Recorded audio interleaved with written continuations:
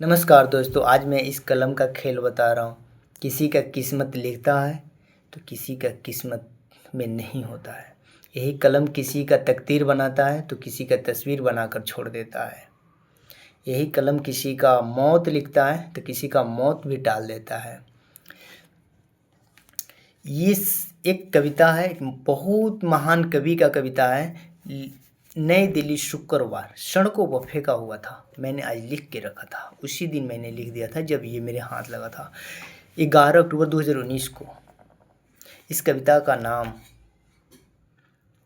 क्या है पता नहीं, पर फटा हुआ था। मैंने उस कविता का देखा, उठाया, पढ़ा, बड़ी मज़ा आया, अच्छा लगा मुझे। इस कविता ने किसी किसी का ज़िंदगी भी बदल देता है, किसी की तकदीर भी बदल देगा। और जिस महान कवि ने लिखा इस कविता को, उनको शुक्रिया अदा। देखिए इसमें क्या लिखा है, सभी लोग जानते हैं, अधिकांश। किसी न्यूज़ पर भी मैंने सुना था इस कविता के बारे में। बहुत मुझे अच्छा लगा इस कविता, और ये कविता दिल छूने वाली है। देखिए इस कविता को मैं पढ़ रहा हूँ अभी। गिरना भी अच्छा है, औकात को पता चल जाता है। बढ़ते हैं जब हाथ लोगों के, उठाने को अपनों को पता चलता है। जिन्हें गुस्सा आता है वो लोग सच्चे होते हैं। मैंने झूठों को अक्सर मुस्कुराते देखा है। सीख रहा हूँ अब मैं भी, देखिए कितने सुंदर लाइनें। सीख रहा हूँ अब मैं भी इंसानों को पढ़ने का हुनर। सुना है चेहरे पर किताबों से ज़्यादा लिखा होता है। ये किस कवि ने लिखा है, पर मैंने इस चीज़ का बड़ा आदर करता हूँ उस कवि को, महान कवि जिन्होंने इस कविता को दर्शाया है। और वही तो मैं कहता हूँ कि ये कलम है ना, किसी का तस्वीर बना देता है, किसी का तकदीर बना देता है, किसी का मौत लिख देता है, किसी की मौत टाल देता है।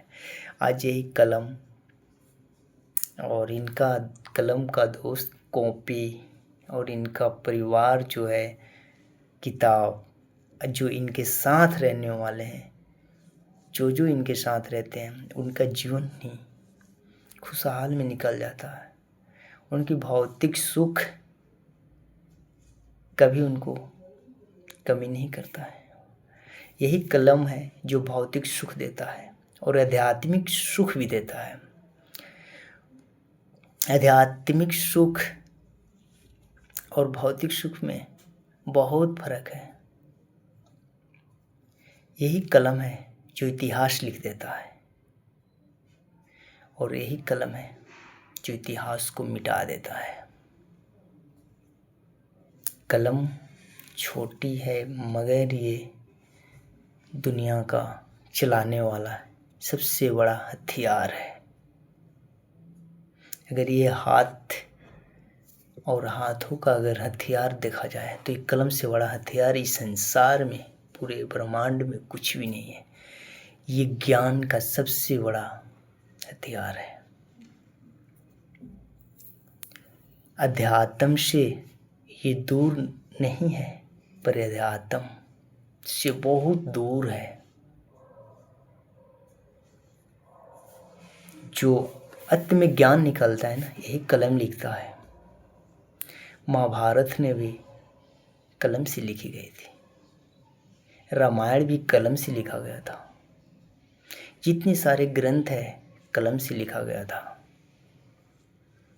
कलम को कैसे तारीफ किया जाए। और जिन लोगों ने, जिन महान कवि ने कितना सुंदर कविता लिखा है, गिरना भी अच्छा है, औकात को पता चल जाता है।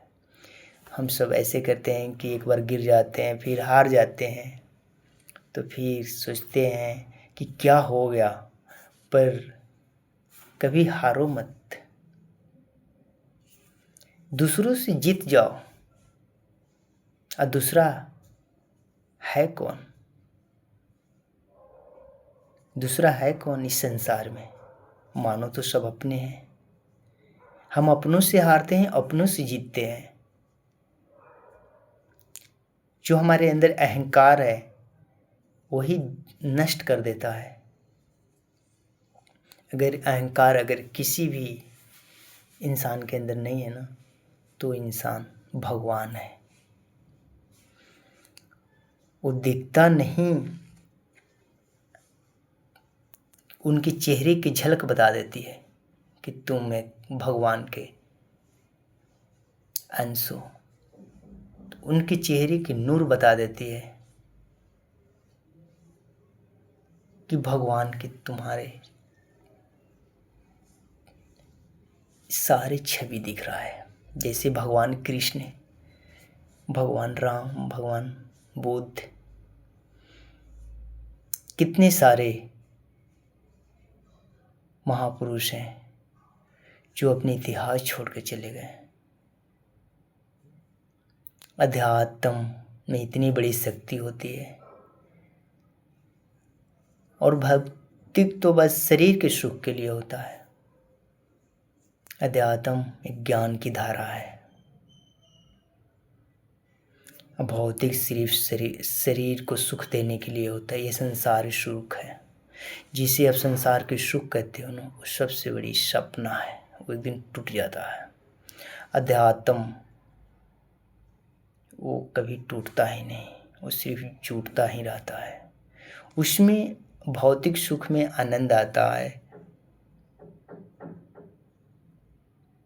पर अध्यात्म सुख में परमानंद आते हैं, जिसे हम परमेश्वर कहते हैं।